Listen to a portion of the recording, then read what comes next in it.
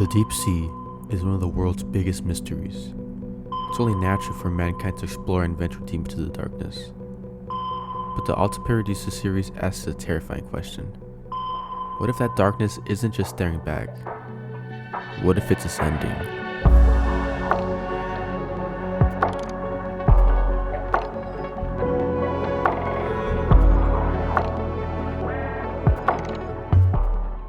Hello and welcome to the Morbid Archives. My name is Brock, and in today's video we'll be going over a series by Elite.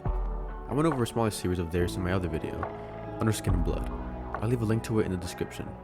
We'll explore the deep blue sea and uncover what awaits beneath the dark, murky waters. And as always, I strongly encourage you to watch the series for yourself first. The links to Elite's channel and series will be down in the description. Now let's descend into the abyss.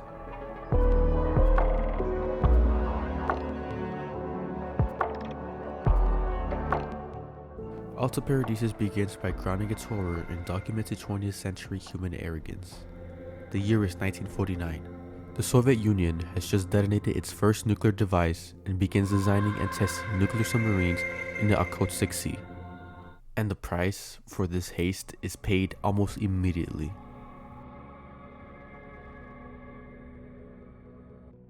The first test, the Paradisus I, is a catastrophic failure. A reactor malfunction kills over 80 crewmates. The radioactive waste spreads, contaminating the nearby Sakhalin Island. We see photos of these inhabitants, their bodies twisted by the poisoned water, leaving them with uncanny exposed teeth and deeply sunken eyes. This isn't a monster's attack, it's a man-made atrocity. But the project continues. Paradisus II is a success. However, there are still consequences. As it too spreads radiation, this time mutating the local aquatic life into creatures the locals call Atoyamusi, or sea swords. Although the locals had all died in a few months, the radiation persisted. The poison had permanently sunk into the environment. This all leads to the third and final vessel, the Paradisus III. On January 1951, Paradisus III is tested to be clean and efficient. However, while navigating through the Kuril Islands, their communication had simply stopped. The Paradisus III and all of its crew had vanished. We're left with a brew of radiation, mutated wildlife, and a complete disregard for consequences. The Soviets have effectively poisoned the Okhotsk Sea, creating a deep, dark, radioactive ecosystem. The vanishing of Paradisus III is the first real mystery. It's not just a technical failure or an accident, it's the first sign that the darkness, which they so carelessly poisoned, is finally staring back.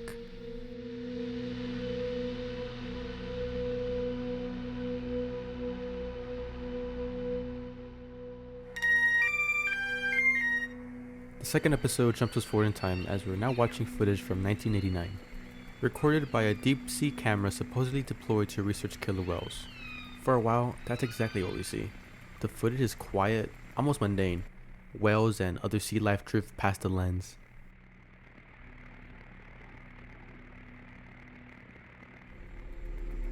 But then, something appears in the deep murky distance.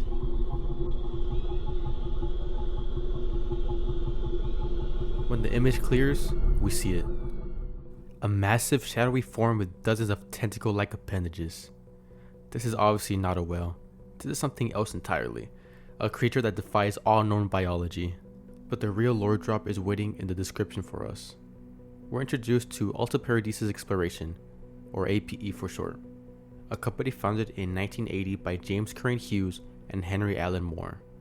We learned that James's son, Yair Hughes, has been running the company since 2013 and has been expanding the company ever since, deploying over 90 cameras, including the Blue Hue camera, which sits at a crushing depth of 1,700 meters. That 1989 footage wasn't just some random recording. It was almost certainly an APE project. The killer whale research was just a cover story. They've known about this entity since at least 1989. How else was a creature perfectly in the center of the camera? This wasn't coincidence. They definitely knew.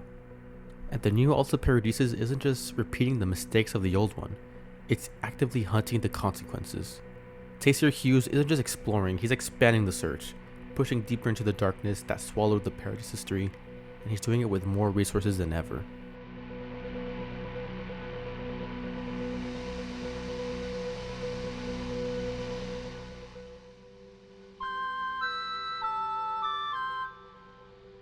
We're immediately confronted with a picture of a deep sea oil rig attack, dated December 1st, 1989, the same year as the killer whale footage.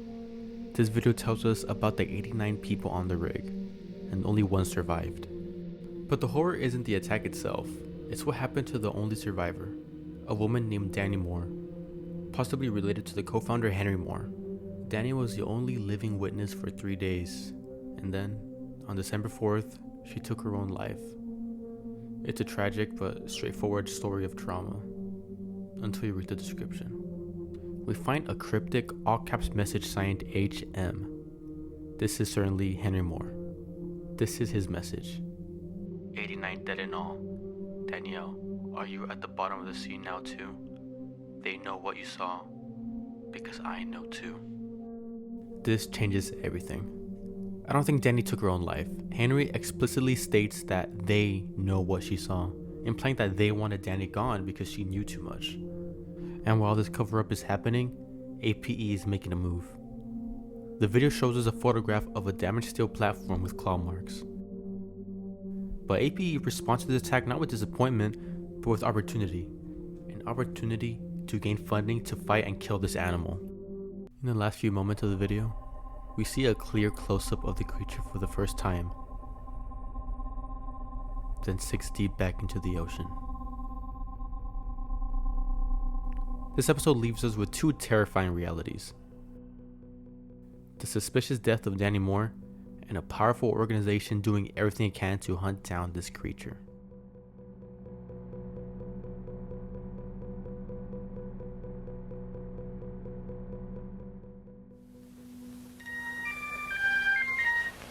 In this video, we learn more about the creature through an informational tape created by Henry Moore. The ocean is a large, vast ecosystem of ever-changing species. Over 95% is undiscovered. That means there could be creatures down there that we couldn't even fathom. They announced that Alta Paradisus had discovered the species responsible for the attacks. The tape describes the entity as resembling a large actinaria, a sea anemone. But they quickly note that the presence of legs and a mouth suggests that this is something far more complex. And despite this, the tape tries to reassure us, claiming it's not predaceous that we know of. They even shows a photo. It's grainy and hard to make out, but you can clearly see its massive tendrils connected to the central body mass.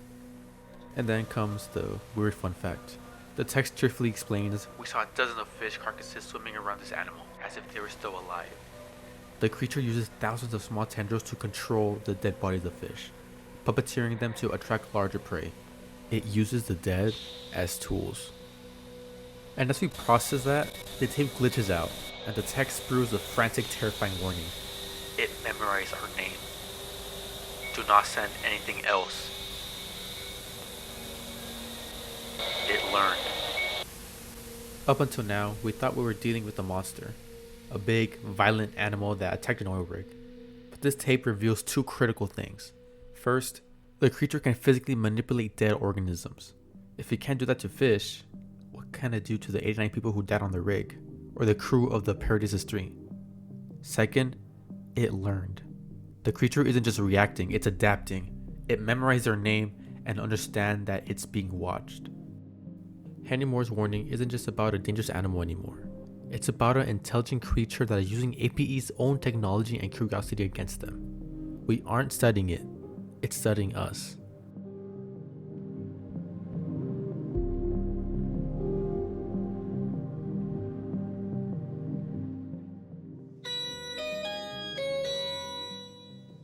Starting off the video, we're presented with a rough, frantic sketch of the entity. New species, squid. Mouth, how big really? At least 100 meters, or bigger. 1700 meters deep / sea floor. There's text accompanying the drawing. The narrator states, "This is what my father saw before he was taken in the sea. He said he heard voices. This is what I believe was talking to him." Heard voices. You remember the previous episode? it learned. It managed to learn how to communicate, and it spoke to him, his father.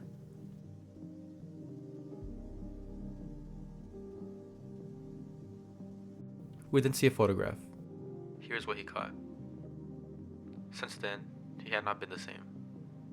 Please help me. So who exactly is this? The sketch is signed in the corner with the initials JCH, James Crane Hughes, the founder of APE. This video wasn't made by a random stranger, it was made by his son, Taysir Hughes. This recontextualizes the entire series. Taysir Hughes isn't just a CEO expanding a company for profit. He's a grieving son looking for the thing that drove his father insane and then dragged him to the abyss. The expansion for APE, the cameras, the obsession with finding and ending this creature, it's all from the grieving son that wants his father back.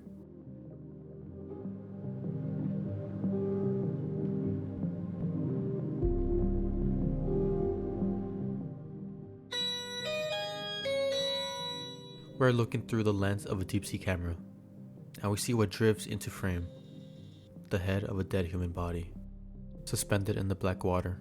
While the visual alone is horrific, the true message is hidden.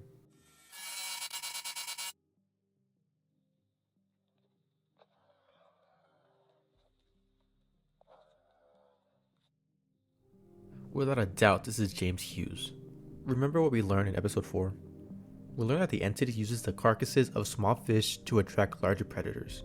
It's doing the same exact thing here. It's using the voice and looks of a dead father to lure in the only person who's looking for him, his son Taysir. The creature understands human emotion. It knows that Taysir is searching, and it has turned his father's corpse into a lure. This is a trap.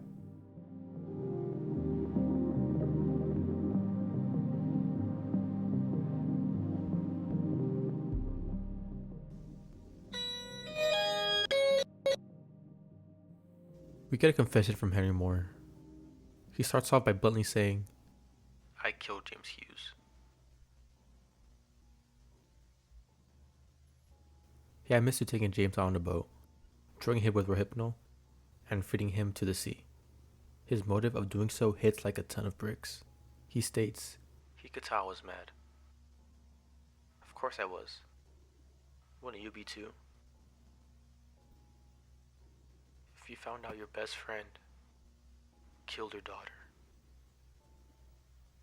This connects all the way back to episode 3. Danny Moore, the survivor of the oil rig attack, who supposedly took her own life, was murdered by James to keep her quiet about what she saw.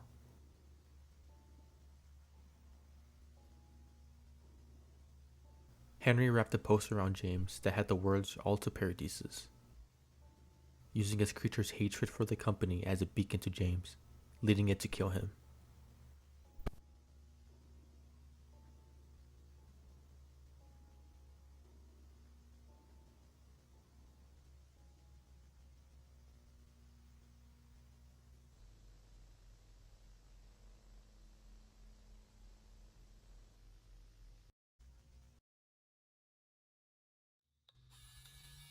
We then see the decomposing face of his, and Henry says his last words to him.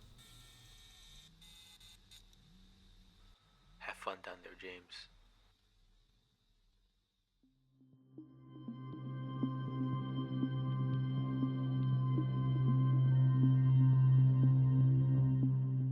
This video takes place a little later in the future, 2013. APE talks about the importance of keeping this creature under wraps from the public. We first get a map of the increasing documented sightings of the large actin area over the past years. The creature isn't hiding in the abyss anymore, it's intruding on the Alaskan coast. Tech reveals APE's new priority. While they claim they want to keep citizens safe from ship accidents, their true goal is explicit: confidentiality. They admit that pictures are surfacing on internet forums. People are seeing it. The masquerade is breaking. But then, the corporate tone turns menacing. APE states, "Since finding the former posts, the users have been dealt with, and the posts have been taken down." Dealt with. APE is confirming that they are actively silencing and likely harming civilians to keep this video a secret. For the first 7 episodes, the horror was contained. It was on a sub, on a rig, or between 2 men on a boat. But now, The containment has failed. The creature is too big and too bold to hide. APE has two choices: revealing this identity and declaring its existence to the world, or to hide it from the public and making any outsider who knows about it disappear. And it's pretty clear that they chose the latter.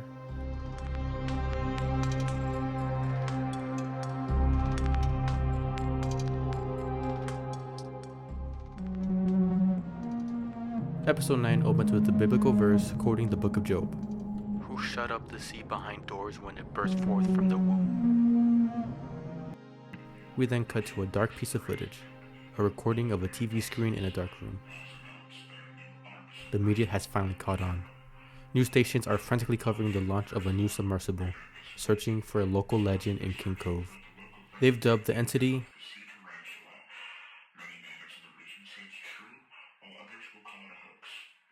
but the public still treats it like a hoax or a cryptid sighting.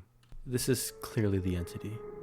We transition immediately to a documentary-style presentation for the new vessel, the Jonah. This isn't a research sub, it's a tank. It's built with military-grade steel and armed with powerful torpedoes capable of reaching depths of 1,700 meters.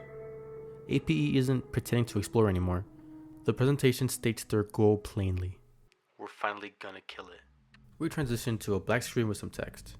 APE admits they have been attempting to communicate with the rotting corpse of Jane Hughes.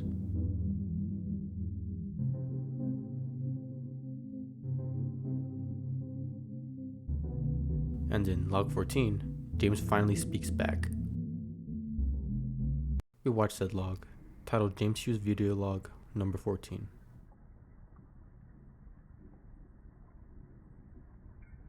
His voice is hoarse, broken, and demands the one thing.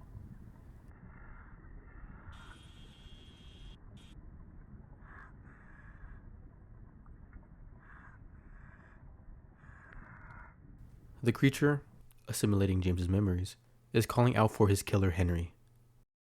We see the mission roster.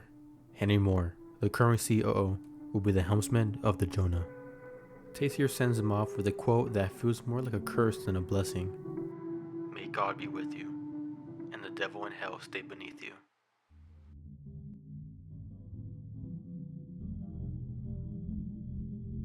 We're shown the JCH Trench, named after James Crane Hughes.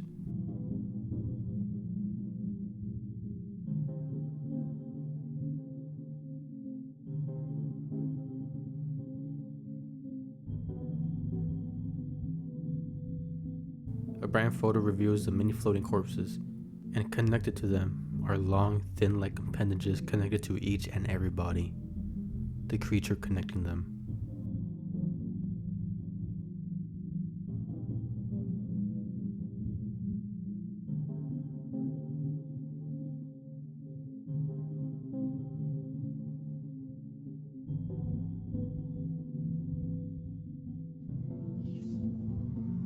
The video ends with one final biblical warning. I will come and strike the land with a curse. And then a simple chilling message from Taysir to his father's murderer. Goodbye, Henry.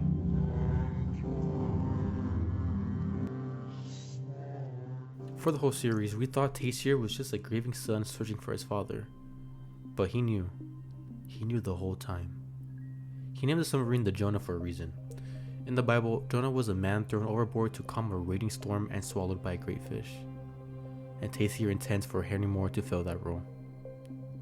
Taysir isn't sending Henry down there to pilot a submarine or to kill the beast. He's sending him down there as a sacrifice. He is feeding the murderer to the creature.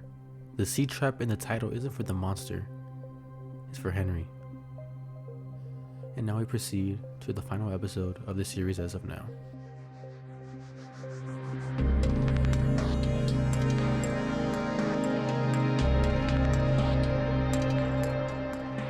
The video starts off with an explosion of digital media outrage.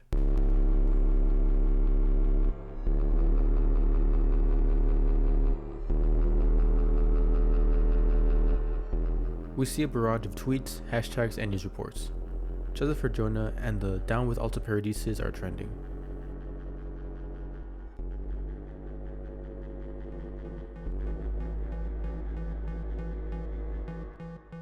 Day-to-day news reports that debris from the Jonah has been found in the Gulf of Alaska. The official statement is cold and final. Those on board have not been found. They are presumed dead. We finally got the names of the victims. Henry Moore, the target, but also Devin Patel and Parker Simmons.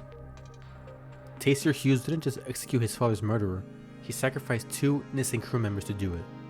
The public is rightfully furious, calling for accountability, calling the mission stupid, and mourning the loss of life for what they believe was a hunt for a fake monster. But we know it was just a sacrifice. Taser has destroyed APE's reputation to get his revenge. The company is crumbling under protests and lawsuits. But then, the perspective shifts back into the abyss. A deep-sea camera detects motion near the creature. In the grainy darkness, we see 2 figures talking to each other.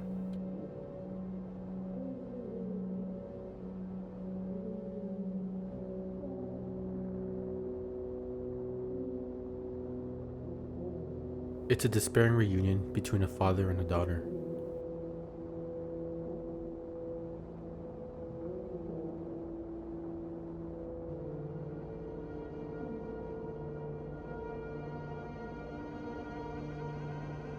Henry asks why she is there, and then replies, "I woke up here.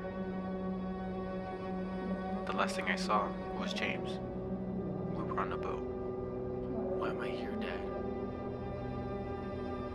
I don't know. I thought you were gone forever. This can't be hell. Why? Because you're finally here, Dad." This really gets to me. Despite the horrifying position they're in, Danny's reunion with her father seems to be met with hopeless happiness. We then get what appears to be a final note written from Danny. "I want to start this by saying that this is your fault, Dad. You could have prevented all of this. James told me. He told me how reluctant you were to kill it. You said it was just an animal. I can't live with myself knowing it's your fault. I can't live with myself knowing it was you who could have saved us. I still see the faces of all those people, crushed under metal, burning. Listen to James. I love you, Dad. Danielle." Someone's analyzing the note, pointing out something odd. "I've never seen her handwriting before. But I don't need to know this isn't hers." We are then played a recovered audio recording between James and Danny. Here's the full recording. "Danny, calm down. Stop! Stop. Tell me what you saw."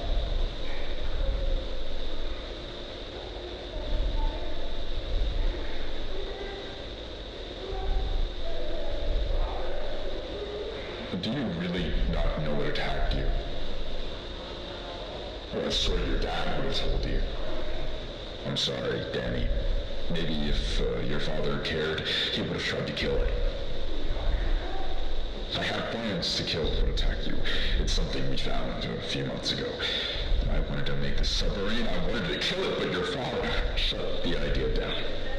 And let the whole world know? It'd be like finding out Godzilla is real or something. Danny, I know it's selfish, but come on. We can do this ourselves. I know we can. I'm already doing it myself. I need your father to be on board with the Jonah, but he's stubborn. Because of me. Because I want to kill it. And keep billions from freaking out. Your father wants to keep it a secret too. We both do. He just doesn't want to do anything about it. I'm the monster, and your father isn't. If he did something, all of those researchers at the rig, they would be alive. We didn't put all the money into repurposing that rig for nothing. Well, how do I know you're not going to tell anyone if I let you out? If you tell anyone, Danny, I think we'd have to do something about you. You know that, right?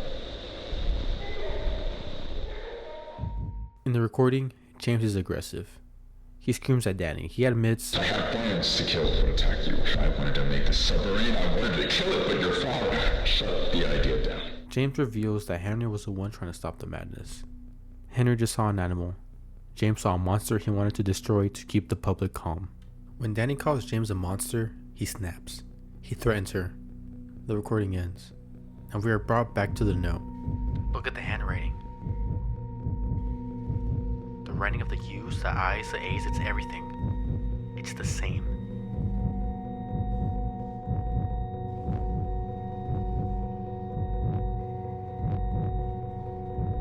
And then the note ends with listen to James.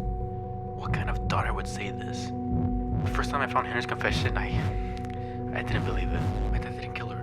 Maybe Henry blamed him for chasing her after rape. Then I heard the recording and saw the handwriting, and I asked myself every day if I made a mistake sending Henry down there. But this game of blood for blood has gone on too long. It ends with me. Down with Alta Paradisus. This is Yair. This is James' son. He realizes that by killing Henry, he killed the only man who actually tried to stop James. He perpetuated the cycle that his father started. The true villain was James Hughes all along. And Yair and his blind quest for revenge has burned everything to the ground. And now, Yair plans to end this, to end the corruption spread by Alta Paradisus. And that's the end of Alta Paradisus, at least for now. Maybe more videos will release soon. I really look forward to more. When we started this analysis, it looked like a standard creature feature, accompanying the disturbing and waking up a monster. But looking back at the full picture, we realized that the Actinaria, the huge necrotic creature, was never the true antagonist. It was just a weapon. The true horror of the series is the human tragedy that fueled it. Let's look at the timeline one last time. It started with James Hughes, a man so obsessed with protecting the secret of the creature that he murdered his partner's daughter, Danny, just to keep her quiet. Then it shifts to Henry Moore, a grieving father who didn't care about the company or the money. He just wanted revenge. He drugged James and fed him to the beast, branding him the company's name to ensure the creature knew who he was. And finally, it ended with Yair Hughes. Yair spent his entire life and the entire budget of APE believing he was a hero on a rescue mission. He thought he was saving his father's legacy, but instead, he became the final pawn in a game he didn't understand. Yair named the final vessel the Jonah. Yair cast Henry Moore down into the deep, believing Henry was a sinner who needed to be sacrificed to calm the storm and avenge James. But the tragedy of Alta Paradisus is that Yair got the story backwards. Henry wasn't the sinner fleeing judgment. He was the only one who had actually exacted justice. By feeding Henry to the beast, Yair didn't save the ship, he sank it. He destroyed the lives of Parker Simmons, Devin Patel, and Henry Moore, all for a lie created by his father. In the end, everyone lost. James was eaten, Henry was sacrificed, Daniel was silenced, and now Yair is left alone in the wreckage of a ruined company, ready to put an end to all this, once and for all. The creature in the deep is still there, growing, learning, and stealing the memories of its victims. We'll see what Yair will have in store for us, and if he'll truly put an end to Alta Paradisus. Thank you very much for joining me in this deep dive of Alta Paradisus by Elite. And as always, please watch their series and support their channel. They're an amazing creator, and I personally look forward to more content. I'd love to hear your theories and thoughts of the series, and if you enjoyed this video, please consider subscribing and liking. It really helps a ton. Thank you for watching.